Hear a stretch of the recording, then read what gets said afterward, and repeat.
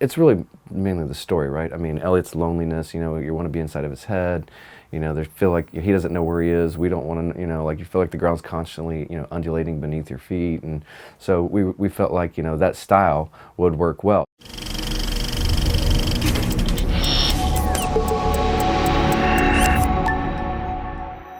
And that being said, you know, which is, it's a pretty big risk, right? I held the dailies for 5 days from the studio because I thought that when they see it, I get fired, you know? They're gonna like, what the fuck is this, you know? Sam leans that way for that type of framing and composition and the way he sees stuff, you know? And then I kind of did too. I was kind of always wanted to do it, just kind of looking for a story that it could work with because it could come off very gimmicky if it doesn't fit, you know, the story. And this story, when I read it, I was like, this is it. I mean, this is perfect. For us, it was like, you know, if we do this, you take a perspective on a story, something this extreme, you got to do it the whole time, you know? So like that was also pretty frightening. I was like, are we going to seriously short side every scene for the next 5 fucking seasons of the show? And you know, Sam's like, yeah. I'm like, all right, man, let's go. Let's do it. Yeah, so we just like hit it and kind of like found, I think we found our language compositionally in season 1.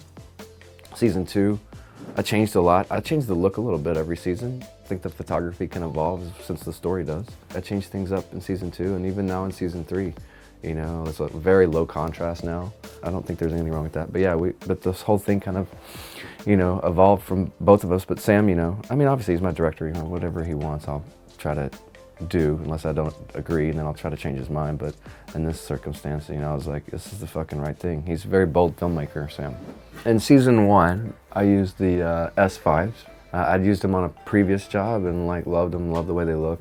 As we got into it, you know, you're looking shit. Yeah, you're Cooke, right? Yeah. Yeah. They're good, but they're very round, you know, which is something that I really wanted to go into to kind of, you know, really sculpt their faces. Knowing Rami, having, you know, I hadn't met him yet, but his eyes and his face, I was like, oh, these look great, and, you know, and everything we did in season 1, all of his close-ups, 32 millimeter, 4 feet 10 inches away. That's how we shot every Elliot close-up, to throw the background out of focus, and, you know, because there's so much voiceover, to be with him inside his head. But as I got into it, you know, we kept starting to frame, you know, these big wide shots with a lot of ceiling, and, you know, and trying to get to straighten out the lines, you know. So if you put, you know, a row of like fluorescent practicals, you know, in the subway, you know, at the very top of the frame, you know, it's rounded, you know. And I was like, well, I think we should flatten it out a little bit. So in season 2, we changed lenses, you know, with a different direction. We didn't do, you know, I think we were on a 21 most often. For me, it was like, I want to see his environment around him, you know, but I still played really heavy contrast, you know, because it's dark and mysterious, you know.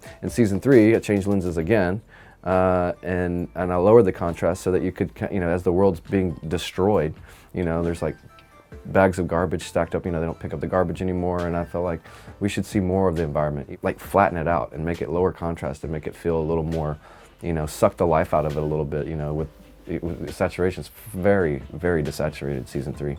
You know, but I just kind of wanted to pull the life out of everything, you know, and just flatten the world out and like make it feel, you know, depressing.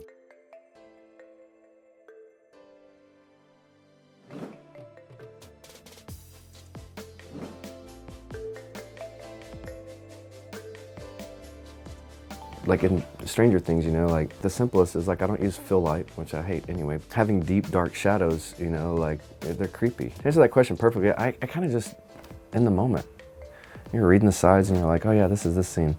And then you're on set and you're like, let's fucking turn those lights off. I don't know, like I just light until it feels right.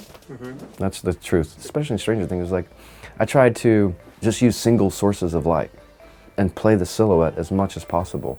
I think everything in silhouette always looks better anyway, you know, but like I really try to keep, I mean, yeah, it was just a kind of a feeling. And Tim, you know, really created the style of that show for Stranger Things, you know. And I think that's why he hired me, because we shoot basically the same way. I mean, sometimes you get in there and you're like, that's too dark. That's too creepy. Like, even my director, Sean Levy's like, dude, you may want to turn a light on or something. And then you'd be like, okay, yeah. He's like, it'd be nice to see her face. I'm like, okay, yeah, I get it. That's probably smart, yeah, whatever.